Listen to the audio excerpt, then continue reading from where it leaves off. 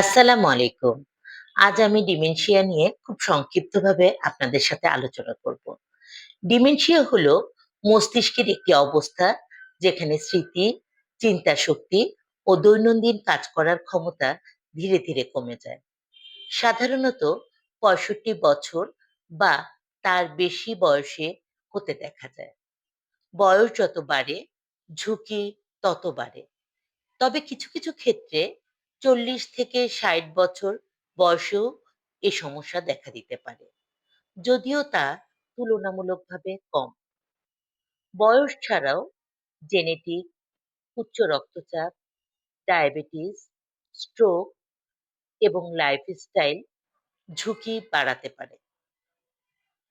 ডিমেনশিয়ার কয়েকটি উল্লেখযোগ্য লক্ষণ হলো সাম্প্রতিক ঘটনা ভুলে যাওয়া, সময় ও স্থান সম্পর্কে বিভ্রান্তি, সিদ্ধান্ত নিতে সমস্যা হওয়া, মনোযোগ কমে যাওয়া, ব্যক্তিত্ব বা আচরণে পরিবর্তন, পরিচিত মানুষকে চিনতে না পারা,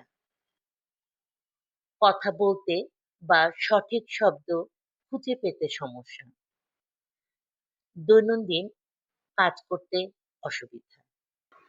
ডিমেনশিয়া রোগীদের ক্ষেত্রে কিছু গুরুত্বপূর্ণ সতর্কতা ও যত্ন অবলম্বন করলে রোগীর নিরাপত্তা ও জীবনযাত্রা অনেকটা সহজ হয়।